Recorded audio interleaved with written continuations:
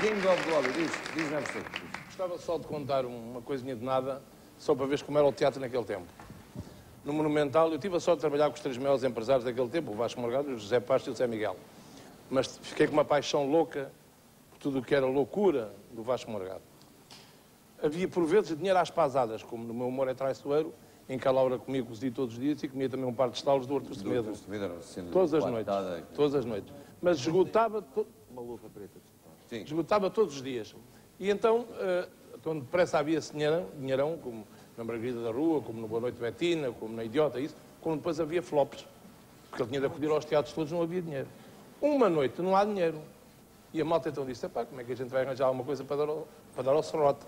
E fomos então às caixinhas dos telefones. Sim. E a mulher olhou-se o dinheiro que dava para um frango.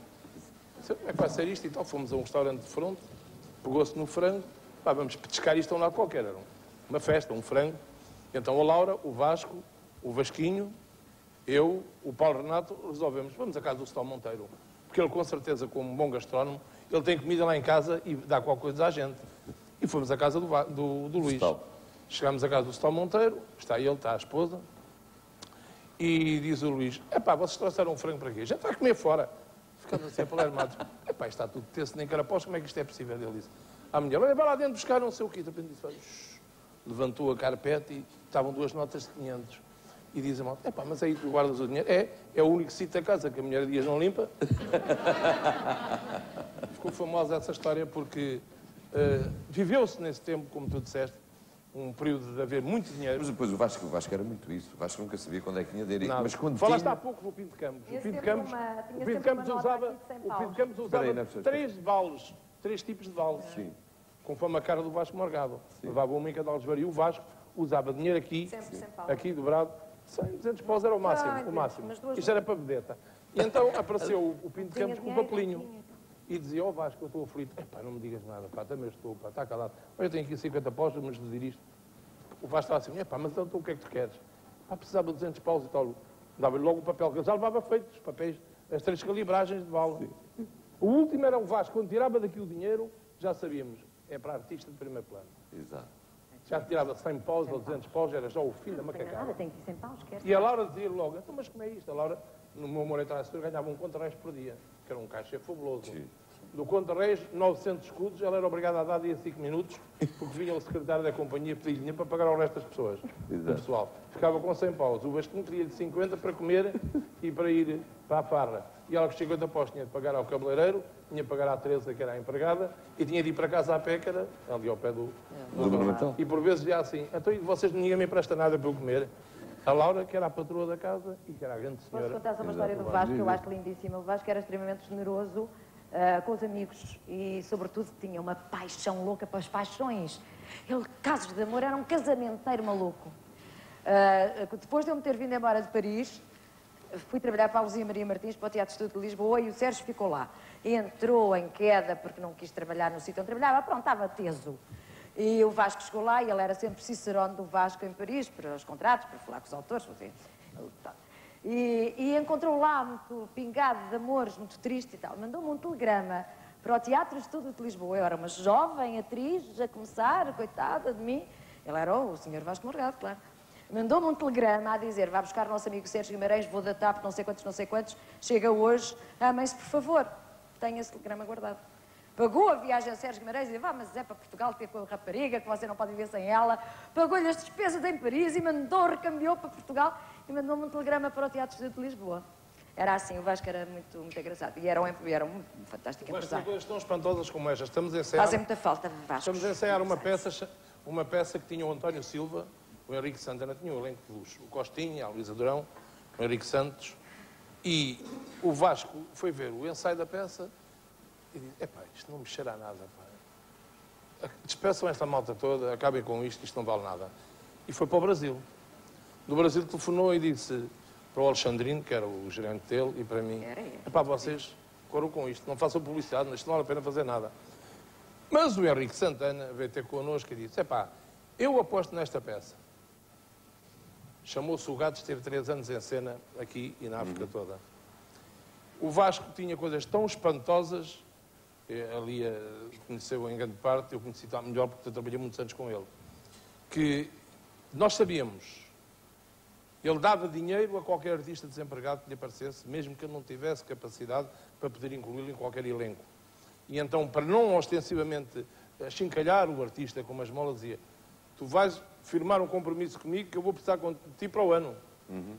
E dava dinheiro. Aliás, esta conversa levava-nos a ficar aqui toda a noite a falar do Vasco Morgado, de facto um homem notável que marcou, de alguma forma, infelizmente, marcou o teatro português para sempre. O chamado teatro, que eufemisticamente chama teatro comercial. E sabes que ele foi para o teatro depois de ter perdido a primeira fortuna no cinema. Foi a primeira paixão dele, foi o cinema. Sim, como produtor e como ator, etc. Exatamente. Mas não podemos ficar aqui toda a noite a falar do Vasco, interessa-me falar um pouco mais de e sobre a Lia Gama. E voltando à dupla personalidade, é verdade ou não que esse equilíbrio da dupla personalidade dos gêmeos tu resolves-lo também através dos personagens que interpretas? Isto é uma fuga aos teus conflitos, o viveres o personagem? Isso faz parte do ator, do trabalho do ator, não é? É quase uma coisa é terapêutico. meter-se na figura do personagem, outra coisa é usar isso conscientemente para resolver os seus conflitos interiores. É um bocadinho exorcismo, sim. Uma das razões porque o teatro me faz muita falta, para além do dinheiro que se ganha pouco ou muito no teatro, é esse exorcismo diário que o ator tem com os seus personagens. Eu uma vez dizia isso: pronto, cansa-me imenso ser sempre eu. Sou 24 horas por dia fulana de tal, é uma canseira, ao menos durante aquelas horas em que estou a preparar o trabalho e a ensaiar o trabalho, não me lembro de mim. Mas isso eu penso que é comum a quase todos os atores. O tempo, o trabalho de criação, um ator sem personagem, sem palco, sem o estúdio, sem o platô, sem o apoio de personagem, ficamos muito desazados, eu acho. Vives sozinha? Vivo com o filho. Sim, mas gostas de estar sozinha? Gosto, já vivi muito acompanhada. Já vivi muitas vezes acompanhada em muito tempo. O que é que o viver sozinho aqui, cuidado com as palavras, a solidão é uma coisa extremamente negativa, mas eu vou utilizar a palavra solidão aqui no sentido de viver fisicamente sozinho. Mas não e é nesse sentido que eu uso. Sozinho. Sim, vivo com o filho, por enquanto, mas o filho também, um dia destes vai à casa dele, já está a comprá-la. Ele já namora? Não, parvo. Queria imenso ter uma nora, ter uma mulher lá em casa a dar-se comigo, apetecia-me imenso, sobretudo para ter netos. Ou para te ajudar na cozinha? Não, que isso não quero lá ninguém na cozinha basta eu. Quando lá estou, sou a cozinha. Tu cozinhas, é? Adoro cozinhar. Sou boa a cozinhar. Qual é assim, o prato que tu mais gostas de confeccionar? Eu sou uma cozinheira do trivial, a cozinheira do dia-a-dia. Mas faço bem um Eisbein, faço muito bem. Eisbein, aquela cuisse de porc, aquela coxa de porco. Muito bom. Como é que se diz coxa de porco? Eisbein, mas como é fumada e tal, não é um prato português, por isso é que se chama Eisbein. Com escroto. Não, mas faço o trivial bem, faço tudo bem. Olha, como é que foi a tua permanência em Paris em 1964? Ouvi dizer que o teu contacto com, nessa altura, tinha começado há pouco tempo a chamada Guerra das Colónias, ou Guerra Colonial. Conviveste com muitos portugueses que fugiam à tropa, etc. A gente teve influência na tua formação como cidadã, como mulher? Eu, quando fui para Paris, para além de fazer o meu curso, e essa era a intenção sempre, também fui um bocadinho exilada, solidariamente exilada. Fui para casa de um homem militante, comunista. Eu nunca fui filiada em nenhum partido, mas trabalhei nessa altura para o PC. Para o PC português? Para o PC português, quando era muito difícil. Depois é que passou a ser fácil. Ser militar lá nos partidos, ter o cartão, depois passou a ser do Sporting ou do Benfica. Mas no meu tempo não, era muito difícil. Para nos aceitarem nós tínhamos que militar muito, trabalhar ali muito e talvez e tal. Ainda tive grandes dissabores quando cheguei a Portugal por causa da PIDE, porque fiz uma fête humanité, que é a festa do Partido Comunista Francês, e estive lá a vender livros e a vender sardinhas, e tinha a fotografia do Álvaro Cunhal atrás de mim e tal. Foi um tempo de militância, foi um tempo de romantismo. Ainda és uma mulher de esquerda? Sim, com certeza. Tu és um homem de direita, não é, professor? Eu respeito muito a direita, respeito muito a esquerda e devo dizer-te que tenho amigos nos dois lados. E para te dizer, por exemplo, que eu estava a trabalhar no então Rádio Clube Português e fui à porta buscar o Dr. Mário Soares para ele pela primeira vez entrar lá dentro perante o pasmo da família Botelho Muniz. Apesar de tudo, o conceito de esquerda e de direita hoje está bastante alterado, não tem nada a ver com os conceitos Embora te diga também de antes de 25 de abril, abril, devo à chamada direita de então a possibilidade de ter estudado e ter sido então paradoxalmente apoiado por duas pessoas. Uma que me autorizou com 8 anos de idade a fazer na mesma época, terceira, quarta e admissão ao liceu. Foi o professor Oliveira Salazar. Olha que sorte que tu tiveste. E depois, mas eu era bom aluno. Eu também, Depois, logo ali, Eu sabia que o Salazar não era perfeito. logo ali, a seguir, tive a sorte de conhecer o Dr. Tavares da Silva, por intermédio de quem o Dia de Lisboa me pagou os estudos, então até aos 17, 18, 19 anos. Foste um protegido do Salazar. Em certa medida, naquele tempo fui. Não, o Salazar investiu na cultura e E, resolveu apoiar. e guardo uma fotografia que fiz com ele, creio que foi a última fotografia, a última vez que ele apareceu em cena, digamos, que eu estou junto dele. Eu queria dizer uma coisa acerca disso. Sim. É que nós na nossa banda temos um rapaz que é o filho secreto do Salazar. Eu sei que é uma grande novidade para muita gente isto que está aqui. Eu não vou dizer quem é. Ele tem grandes complexos em relação ao pai. Foi muito maltratado por aquela senhora, não sei se sabem, não vou divulgar agora o nome da sua amante, não é? Dona Maria. Não foi só uma, para dizer a verdade. E a maior parte delas eram africanas, e é bom que se diga que eram raparigas com uma cor extremamente puxada. Aquilo era puxar o luxo. E o Salazar não era conhecido propriamente por ser um homem de esquerda. De qualquer maneira, o Salazar, enquanto se acocorava e rezava ali à Virgem Maria do entroncamento, o que se passava abaixo da cintura não estava ao alcance de todos os portugueses, e é preciso que isto se diga. Era casto. O caraças. O Salazar...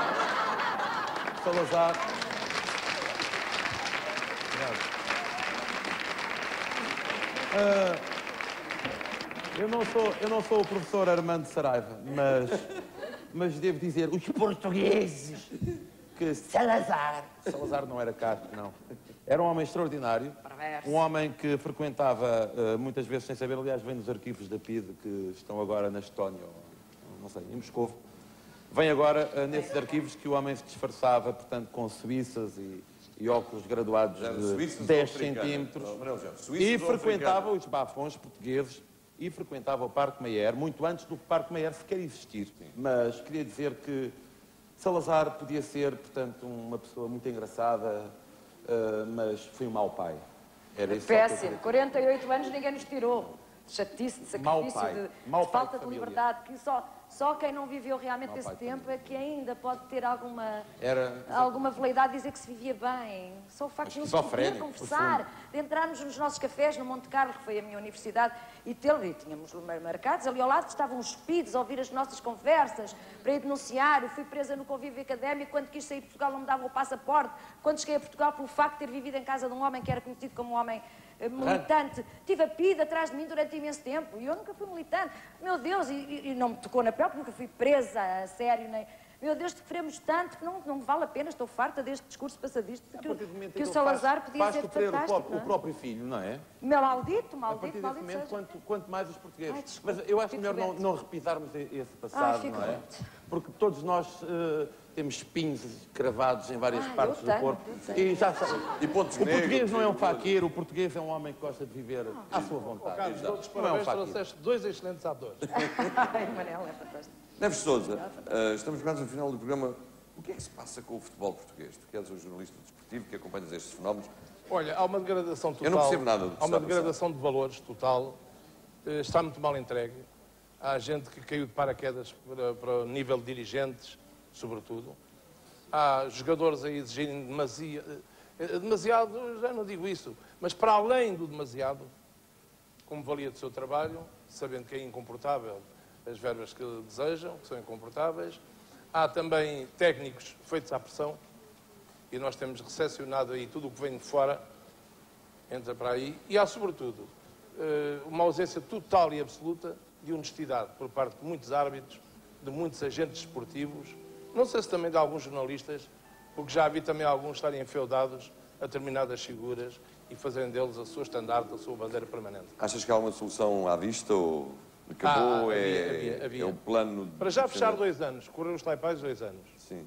E depois obrigar quem fosse dirigente a ter um passado, um presente realmente correto e de acordo com a posição que quer ocupar dentro do futebol. Depois os meninos deixavam de ser premiados quando têm 14, 15 ou 16 anos com ordenados de 4.000, 5.000 e 6.000 contos mensais. e depois proíbe-se treinadores que emergem, não se sabe de onde, que assinam contratos por 3 anos, são despedidos 15 dias depois e querem o dinheiro de uma vez só, porque senão vão para o tribunal. E depois também se teria de contemplar o árbitro com um bocadinho mais de dinheiro, porque se estão em equação milhões de contos anualmente que dependem de uma apitadela, de um silvo do árbitro, porque é que eles vão ganhar tão pouco e são obrigados, alguns deles, a recorrerem a expedientes que nós conhecemos bem. Nota, eu tive um amigo que fez um 13 no Totobola, aflitíssimo, numa semana que ninguém fez mais, foi só ele. E eu e o Rebeca Cristóvão telefonámos-lhe e perguntámos, mas como é que tu conseguiste fazer um 13 no Totobola? Foste o único gajo em Portugal. Muito facilmente, só preencheu o boletim de sexta-feira. Então o que é que isso tem a dizer? Já sabia o nome dos árbitros. Lia, acabaste as fúrias há pouco tempo e agora o que é que se segue? Nada. Estou de férias. Estás de férias ou estás no desemprego? Não estou nada no desemprego. Estás à espera de um convite? Com o Estás de Recibo férias? Verde não há desemprego. Estar no desemprego é estar no fundo de desemprego. Não, Exato. os trabalhadores de regime livre Não tens não nenhum têm convite essas experiências. próximo para fazer teatro? Não tenho. Hei de fazer um cabaré, o novo programa do Filipe Laféria, hei de participar, mas é tudo. Não tivemos tempo a falar de cinema, mas um dos papéis que marcou foi de facto a da Pepsi Rita, não foi no Killer? A mim não me marcou nada, pelos vistos marcou, foi uma imagem.